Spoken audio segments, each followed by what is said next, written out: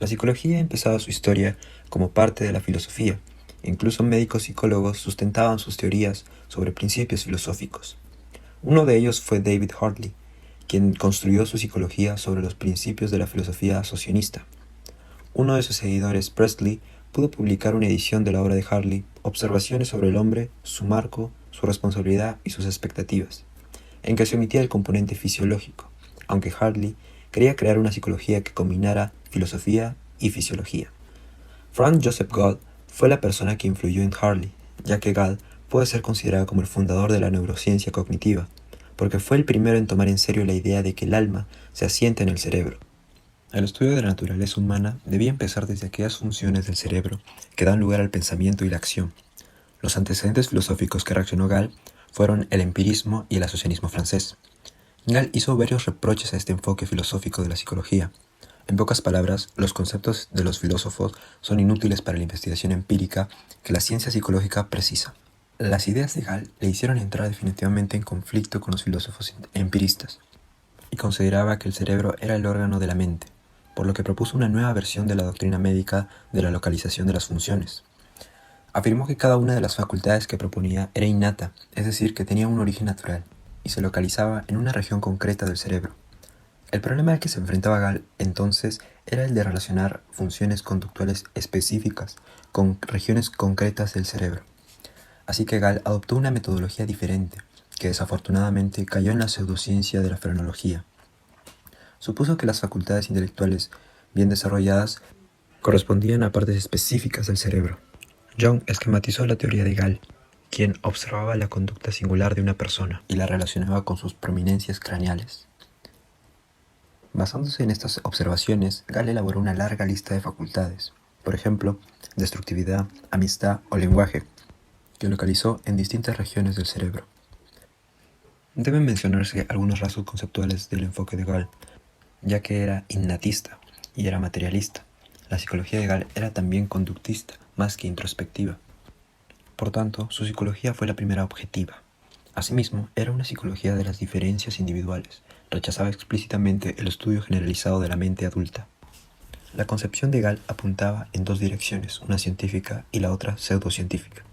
Desde lo científico, inspiró a los fisiólogos de mentalidad más experimental para que investigaran la ubicación de las funciones conductuales en determinadas regiones del cerebro. Estas nuevas investigaciones perjudicaron mucho al sistema de Gall, puesto que se descubrió que las ubicaciones específicas que él señalaba eran erróneas. Todo el sistema sufrió un violento rechazo por falso y fraudulento, sin atractivo alguno, salvo por los crédulos profanos. La otra dirección que tomaron las ideas de Gall, la pseudocientífica, pretendía atraer a los profanos. Johann Caspar Pursheim popularizó las ideas de Gall en el sistema simplista de la frenología. Gracias a Pursheim, la frenología se convirtió en la primera psicología popular. Su actividad divulgadora le llevó a Estados Unidos, un lugar vasto para la frenología. Murió al poco tiempo de llegar, pero el frenólogo inglés George Combe continuó su labor. El principal crítico de Gall fue uno de los filósofos más importantes de Francia, Jean-Pierre-Marie Flourens, pionero en la investigación experimental del cerebro. Discrepó con Gall en lo referente a los hemisferios cerebrales. Las conclusiones de Flourens estaban más influidas por ideas filosóficas que las de Gall. Él era un dualista cartesiano. El prestigio científico de Flourens garantizó el éxito de sus críticas a Gall, y su concepción de la acción unitaria del encéfalo permaneció como dogma oficial durante décadas.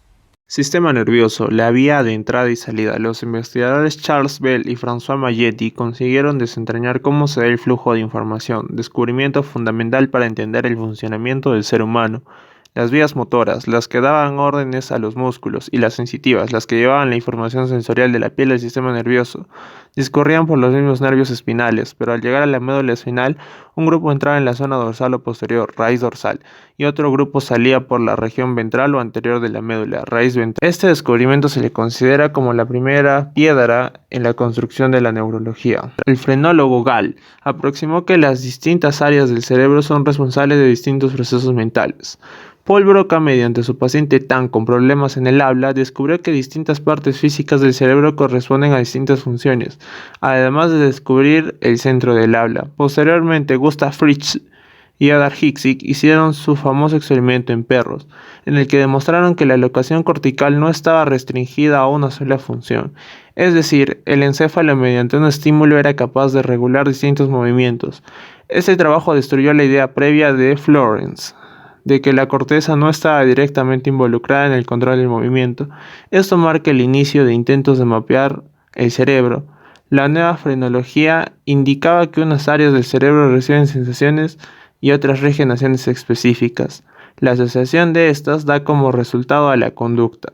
Inicia aquí la teoría reflejo del cerebro. Esto supuso un reto a la psicología. Se estableció la relación entre cerebro, aquel que conectaba estímulo y respuesta, y la mente, la que conectaba las ideas. Entonces, la pregunta era, ¿hasta qué punto las acciones eran libres de la intervención de la conciencia? La psicología experimental, cronometría mental. Las primeras aproximaciones al campo fueron mediante el estudio del cosmos. Bessel observó diferencias en las mediciones que hacían otros astrónomos de un mismo evento y que los atribuyó a múltiples causas relacionadas al individuo que tomaba las medidas. Intentó aislar y cuantificar en una ecuación personal este error para disminuirlo. Ello reflejó que existen tiempos de reacción distintos en cada sujeto. Sería Helmholtz en la examinación del nervio ciático de una rana que se desmitificaría la creencia de que los impulsos nerviosos eran demasiado veloces, porque se encontró que viajaban a solo 26 metros por segundo. Donders encontró que el tiempo de reacción simple es más corto que el tiempo de reacción de reconocimiento, y que el tiempo de reacción de elección es más largo que ambos. Además, ideó un método de sustracción para analizar el tiempo que tomarán las operaciones mentales.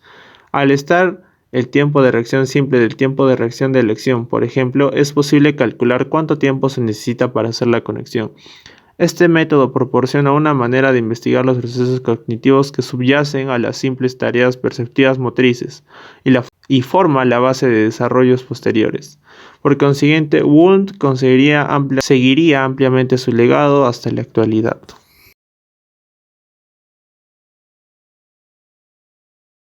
La idea central de la Ilustración era que las personas deben vivir a la luz de la razón por sí solas.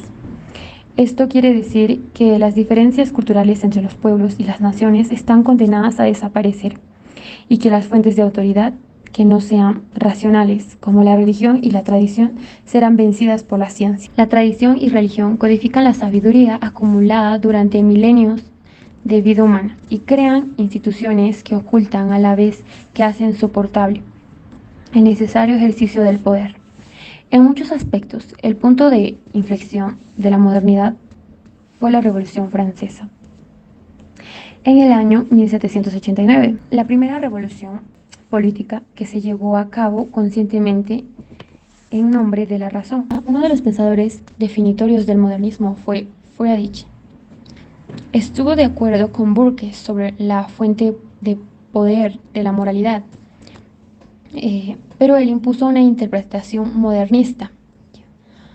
Friedrich se hizo una pregunta a sí mismo, una pregunta aguda acerca de las brujas, y se dijo una respuesta científica. Saben sobre persecuciones de brujas, y se dice a menudo en sus libros de psicología y sociología que no hubo ni una bruja, solo hombres y mujeres que están perseguidos por autoridades religiosas. Hubo personas que creyeron honestamente que eran brujas, y algunas confesiones de brujería no fueron coaccionadas, sino que las brujas en cuestión sintieron una culpa genuina por haber ofendido a la ley de Dios. Se preguntó, ¿deben las brujas confesar libremente sus sentimientos de culpa? No, se responde, porque simplemente Dios no existe. Los sentimientos de culpabilidad de las brujas no responden a la coacción de sus interrogadores, sino a la de la sociedad en que ellos crecieron, que efectivamente les lavó el cerebro para que crean en Dios, en el diablo, en la brujería y el pecado. Desde una perspectiva científica, no deben sentir ningún pecado. Vico anticipó una distinción que se hizo más clara en Herder, y más aún en los historiadores alemanes. La distinción entre ciencia natural y ciencia espiritual Entre estos dos tipos de ciencia, los seres humanos son parte de la naturaleza y como tal son en cierta medida objetos de la ciencia natural, pero las personas viven en culturas humanas y en esa medida son también objetos de estudio de la ciencia humana. La obra de Vico fue poco conocida. Sus ideas aparecieron de nuevo, aunque formuladas de manera independiente, en la obra de Herder. Herder rechazaba el culto a la razón y a la verdad universal, practicados por la Ilustración, y defendía la confianza romántica en el corazón humano y la veneración histórica de muchas verdades humanas. También Herder subrayó la singularidad absoluta de las concepciones de Herder fueron muy influyentes, especialmente en Alemania, aunque Kant había escrito uno de los grandes manifiestos de la Ilustración, o Federico el Grande de Prusia era el prototipo déspota ilustrado, encontró más atractivo al énfasis de Herder en el desarrollo histórico y en los sentimientos profundos. Fichte escribió: la vida individual no tiene existencia, ya que no tiene valor en sí misma, porque lo que debería hundirse en la nada, por el contrario, solo la raza existe. Herder y Fichte defendieran la raza en términos de lenguaje corriente. Ambos contribuyeron a crear un ambiente en el que los alemanes se consideraban como algo especial. Como escribió Fichte, parece que somos los elegidos para un plan divino universal. Es inevitable no tratar acerca de los test en Francia si hablamos hacia la ciencia de la psicología. Es por ende que es importante acotar que en París, Francia, es donde se desarrollan los test. Estos test que fueron desarrollados por el gran inteligente y de desmedida cordura, quien desde un inicio aportó bastante a la psicología, el psicólogo Alfred Binet. Este psicólogo desarrolló otra manera más eficaz y duradera de medir la inteligencia. Binet era un estudiante de Derecho que terminó dedicándose a la psicología. Este se introdujo en el campo de la psicología a través de la clínica médica. Sus primeros trabajos estaban relacionados con la hipnosis. Y aunque se recuerda que por sus test de inteligencia, se sabe que el enfoque de Binet combinaba el énfasis cartesiano en las funciones mentales superiores con la orientación y clínica francesa. Si bien sabemos, los grandes laboratorios, especialmente psicológicos, se llevaron a cabo en Alemania, y en esta participa Galton. Y los psicólogos, si bien es cierto, se centraban en las funciones sensorio-motoras simples. Mientras que Binet estudiaba las habilidades cognitivas, se conoce como habilidades cognitivas, también para ser más precisos, aquellas capacidades cognitivas. A las aptitudes del ser humano, ese procesamiento de información, esa implicación de el uso de la memoria, la intención, la atención, la percepción, creatividad, pensamiento abstracto o analógico, obviamente de nivel superior. ¿Y qué pasaba con estas habilidades cognitivas? Pues Binet en la clínica también aportó. Pues, si bien es cierto, él contribuye a sus investigaciones psicológicas, Binet definió el campo de la psicología individual por contraposición con la psicología experimental alemana. ¿A qué se quiere referir esto? Que ambos autores anunciaban el valor práctico de su forma de hacer psicología y expresaban ese deseo de iluminar la importancia práctica. Binet elaboró una batería de test prácticos basados en un conjunto de tareas completamente intelectuales y maravillosos. Lamentablemente, esta es considerada tosca, puesto que se pudieron realizar con niños normales. ¿A qué se refiere? ¿Y por qué a determinadas edades? Si bien es cierto, este permitía comparar los resultados de cualquier menor con los obtenidos por los demás estudiantes de su misma edad. Pero dichos test, al ser considerados toscos y eficaces, daban mucho que desear. El psicólogo estadounidense Henry Goddard fue un profesor amante de la psicología.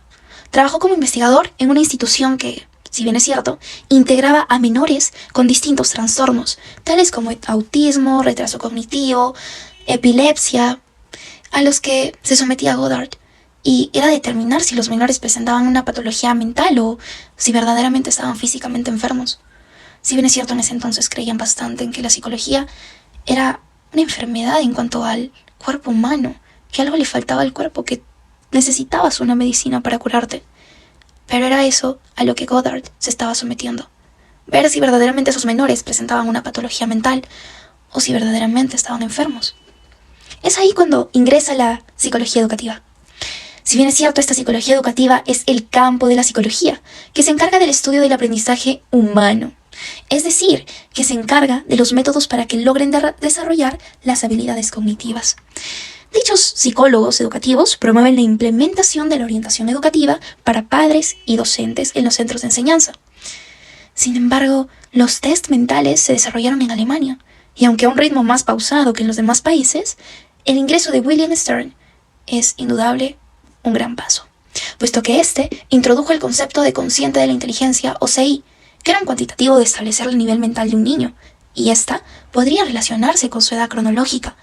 Sin embargo, la influencia de los test mentales fue muy profunda y constituyeron la piedra angular de la psicología, aplicada en sus comienzos, ya que ofrece un método concreto que permite la aplicación de la psicología a diversas áreas de ellas. En este caso, podemos ver la educativa, en cuanto a selección de personal, evaluativa porque se da una evaluación personal. Y como conclusión, es inevitable no tratar acerca de la filosofía en el umbral de la psicología. Y en esta participa Alexander Bain, hombre quien estudió la psicología desde la perspectiva del asociacionismo y de la filosofía, desde las sensaciones hasta la estética y la ética. Así también, su apoyo de Bain en la psicología fue muy duradera, puesto que la conciencia y llegar a explicar las acciones del ser humano no solo fueron unas ideas bases de la conducta, las cuales obviamente serían desarrolladas por los pragmatistas estadounidenses, sino que también son el gran y el último exponente de la psicología filosófica francesa. Y en esto participa Hippolyte Adolphe Taine. Este presentaba una psicología asociativa, es decir, que era similar a la de Bain, pero defendía que todas las ideas, por más abstractas que sean, se puedan reducir a un conjunto de sensaciones asociadas al nombre de cada idea. Taine. Él proponía que las sensaciones conscientes eran agregados de sensaciones simples, a la vez que defendía un paralelismo psicofísico, de acuerdo a que para cada evento de la conciencia le corresponde un evento nervioso, y a la vez él también decía que los eventos nerviosos daban origen a sensaciones inconscientes. En su neurofisiología, Taine presenta el cerebro como un órgano no especializado, porque solo asocia estímulos-respuestas. Él rechazó la psicología católica e introdujo ideas británicas. En ese tiempo, en Alemania, la psicología filosófica tuvo que enfrentarse al idealismo kantiano, puesto que algunas ideas del idealismo se acomodaron a la psicología alemana. Los idealistas consideraban o estaban en contra de que la psicología esté como ciencia, porque ellos aspiraban a un conocimiento platónico. El principal representante de la psicología filosófica fue Hermann Lotz. Él presentó en su obra Fundamentos de la Psicología, donde integró una visión empirista con el concepto sensorio-motor. Sin embargo, no se entregó totalmente al empirismo y al naturalismo, porque decía que los animales y los seres humanos poseen un alma, por lo tanto nos inclinamos a un Dios. Él rechazaba el dualismo cartesiano. Como otro representante tenemos a von Helmholtz, el científico natural más grande del siglo XIX. Fue el representante más coherente del naturalismo. Él trabajó en la medida de la velocidad del impulso nervioso, en la ley de la conservación de la energía. Por lo tanto, también en esta ley de conservación de energía dio un golpe mortal al dualismo interaccionista, demostrando que la energía no se crea ni se destruye. Entonces, no hay fuerza alguna que pueda afectar a la materia.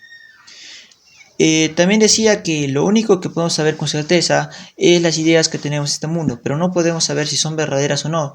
Pero él sostenía que no tenía importancia esto, siempre y cuando estas ideas condujeran a una acción afectiva. Él decía que había un peligro con el hecho de que el materialismo se convirtiera en una ideología, puesto que podría cometer el error de trabajar como un dogma, por lo tanto podría obstaculizar el progreso de la ciencia. Psicopatología. La última raíz de la psicología reside en la medicina. La psicología entra en una relación con la psiquiatría y neurología. En el siglo XVIII se les trataba muy mal a los enfermos mentales. Inclusive había manicomios donde públicos y privados, pero mayormente estos enfermos mentales vivían con sus familias. Y su familia, al no saber cómo comportarse con ellos, los maltrataban y los encerraban. Un político irlandés afirmó que la única manera que tiene la familia para arreglárselas es hacer un agujero en el suelo de su cabaña, para que estos puedan vivir y puedan comer y puedan pararse. William Pinel fue un líder de la reforma de los hospitales mentales, expresó una gran simpatía por la condición de los dementes, por lo tanto, se preocupó por ellos. El 25 de mayo de 1815, en la Cámara de los Comunes británico, ordenaron una investigación a los manicomios de Inglaterra, donde demostraron que el tratamiento era brutal a los pacientes que eran azotados, apaleados y encadenados, además de los tratamientos de sangrado y vómito. En un hospital de Inglaterra, en Londres, se demostró que había ruidos y caos, inclusive volviendo a ser una atracción turística. A mediados del siglo XIX se iniciaron movimientos energéticos para establecer asilos protectores y benignos para los enfermos mentales. Se trataba de rehabilitarlos a través de un horario fijo, apoyar a sus hábitos regulares y un trato bondadoso. El asociadonismo. El utilitarismo entregó una teoría de la motivación humana sencilla, potencialmente científica y aún así flexible, y esta correspondiente de la mente, la más enorme predominada que Hartley recibió lógicamente de la de Isaac Newton.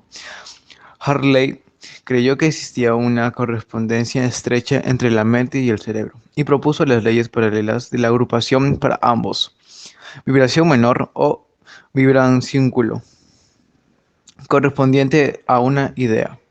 El asociacionismo se unió al utilitarismo, ya que Hartley afirmó que el placer y el dolor acompañaban a las sensaciones, y que se da el hedonismo utilitarista.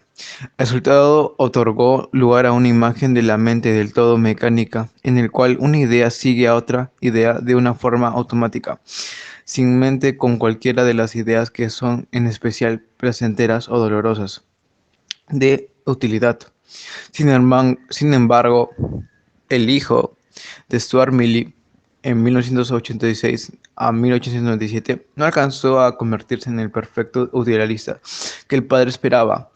Mill ha ido más allá y mantuvo que las ideas elementales pueden fundirse en una idea total, que no es reducible a sus recursos, que producen una experiencia perceptiva. Su asociacionismo surgió en el ámbito de discusiones metafísicas y lógicas, y no puramente psicológicas.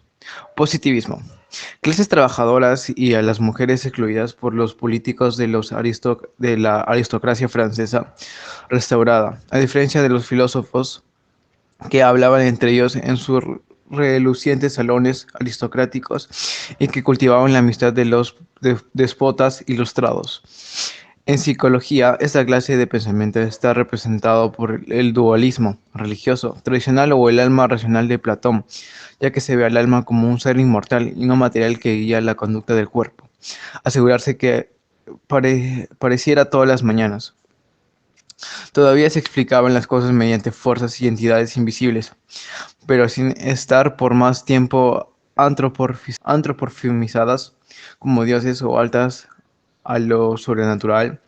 Para los positivistas, el de la metafísica a gran escala, más elemental, y el primero se desarrolló a lo más mundial. La última es desarrollarse, que acabó convirtiéndose en la tesis de la unidad de la ciencia defendida por los que consideraban a las ciencias sociales como diferentes, básicamente de las ciencias naturales. Ejercieron poca predominancia en el mundo anglófono y en el francófono. 1916 fue el más relevante de estos sobrios positivistas, de quitar estos andiamentos y reducir los conceptos a base de sensorial. Era la de ciencia había crecido en la atmósfera teológica del siglo XVII, y que por consecuente conceptos como el de la fuerza había adquirido atributos divinos como algo. Consideraban a las ciencias sociales como diferentes, fundamentalmente a las ciencias naturales. Ejercieron poca influencia en el mundo anglófono y en el francófono, distinto que trascendía a la mera experiencia. Sin embargo, el positivismo ejerció una influencia más dominante en Norteamérica. Control científico, se podía mejorar a los humanos, asociaciones, estímulos, respuestas, y los psicólogos anhelaron ser sus logros en fundador del conductismo, para ofrecer a la sociedad una nueva arma para controlar a los individuos.